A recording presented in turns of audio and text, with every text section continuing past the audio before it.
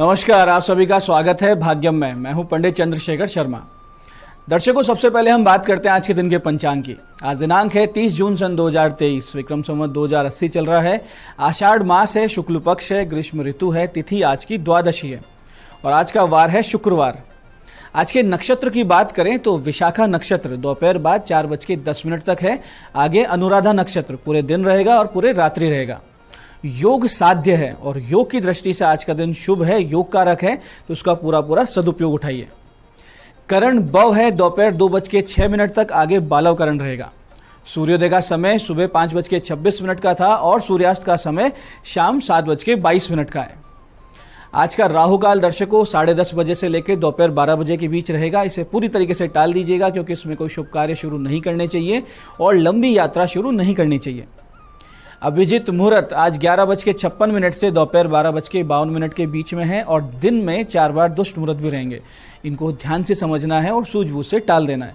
ये है सुबह 8:13, सुबह 9:09, फिर दोपहर 12:52 और 1:48। आज का दिशाशूल दर्शकों पश्चिम दिशा में है, तो पहली कोशिश तो यही रहेगी कि पश्चिम दिशा की यात्रा को हम टाल दें, लेकिन जाना बहुत जरूरी है, अनिवार्य यात्रा है, तो परिहार करके निकले। परिहार बहुत सरल है, पश्चिम की ओर मुख कीजिए, थोड़े से जौ के या राई के दाने खाकर पहले 5 कदम पीछे चलिए और जब ये पूरी प्रक्रिया आप करें तो भगवान श्री राम या अपने इष्ट का हृदय में ध्यान करें, उन्हें अपने हृदय में स्थित माने और फिर इस दिशा में यात्रा करें। तो यात्रा शुभ, मंगलमय, सुरक्षित और सिद्धिप्रद हो जाती है और दिशाशूल आपको परेशान बिल्कुल नहीं करता।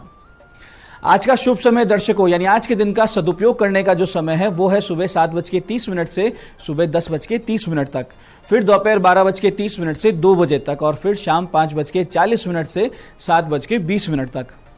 ये तीनों कालखंड बाकी पूरे दिन की अपेक्षा ज्यादा शुभ है, योग कारक है, तो अच्छे एफर्ट्स करें, अच्छी कोशिश करें, तो इन समय में करेंगे सफलता के चांसेस ज्यादा रहेंगे।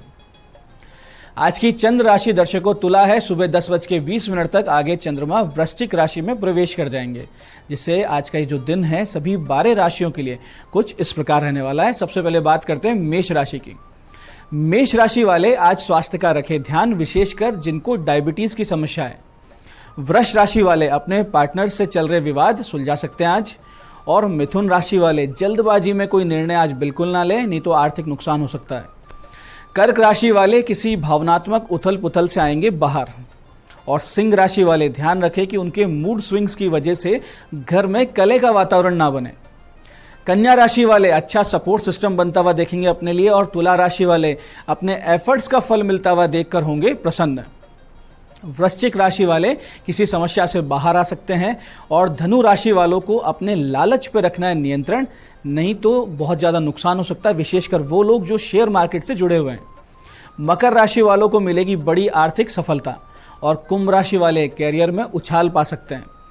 मीन राशि वालों को स्वास्थ्य में सुधार होता हुआ दिखेगा और काम में उनका मन भी ज्यादा लगेगा। अब करते हैं आज के दिन की ज्ञान चर्चा, जो आपकी हमारी अंत्यदृष्टि को, प्रज्ञा को जागृत करेगी। फिर आगे समझेंगे उन विशेष उपायों को जो जीवन को सुगम, सुरक्षित, सुंदर और सफल बना देते हैं। अंत में करेंगे आज के दिन की ज्योतिष मंत्रणा और समाधान। दर्शकों, भगवत गीता अपने आप में एक ऐसा ग्रंथ है जिससे जो व्यक्ति जैसा ज्ञान, चाहे उसे कुछ भी सीखना हो या लौकिक हो, आध्यात्मिक हो, किसी भी फील्ड का ज्ञान लेना, उसको वैसा का वैसा ज्ञान उसमें से मिल जाता है। यह अध्यात्म के पथिकों के लिए जहां सर्वोच्च आश्रय है, वहीं लौकिक जगत में सफलता प्राप्ति के सूत्र भी इस सदग्रंथ में निहित है। जैसे कि एक श्लोक इस प्रकार है जहां भगवान श्री कृष्ण अर्जुन से कहते हैं कि हतो वा प्राप्यसी स्वर्गम जित्वा वा भोक्ष्यसे महिम तस्मात् उत्तिष्ठ कौन्ते युद्धाय कृत निश्चय।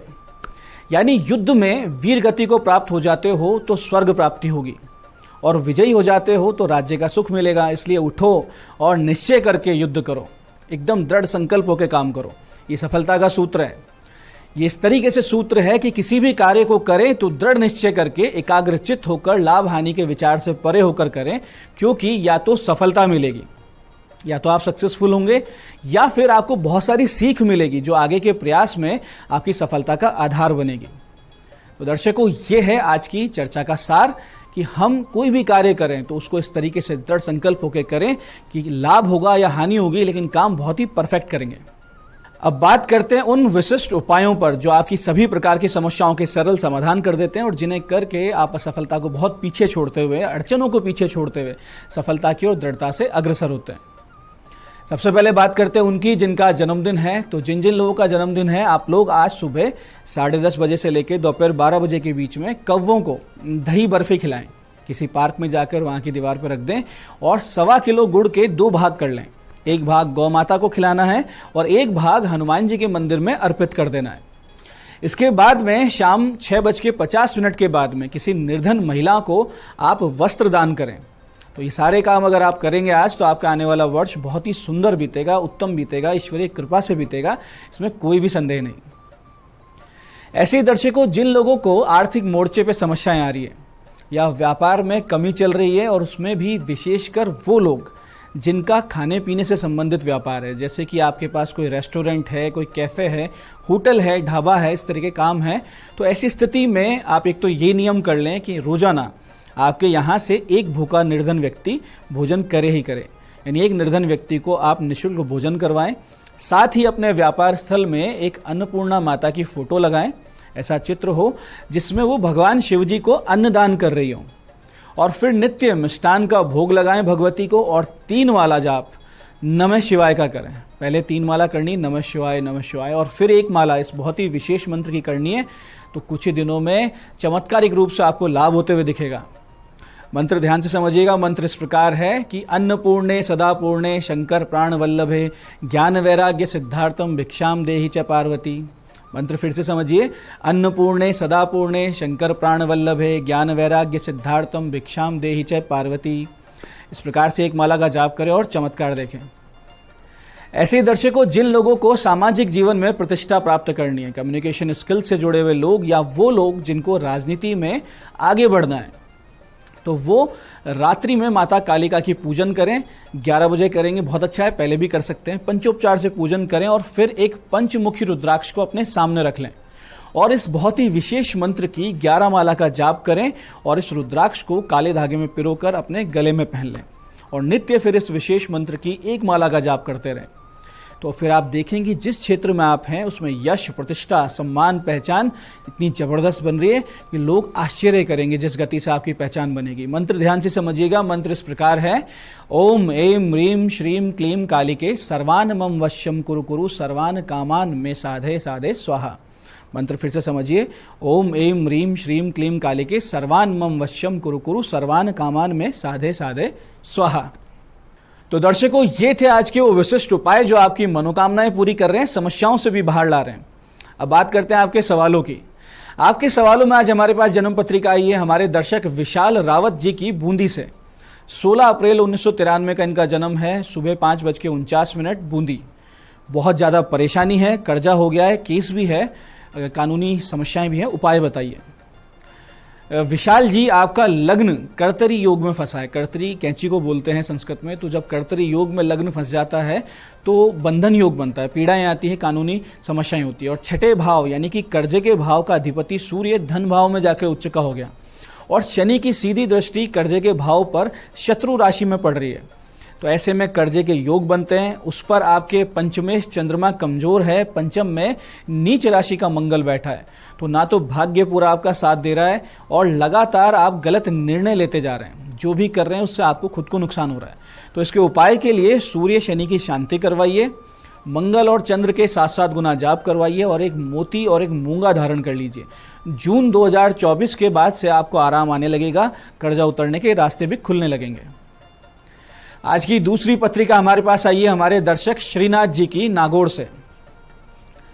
17 सितंबर 1967 का इनका जन्म है। सुबह 9:53 नागौर।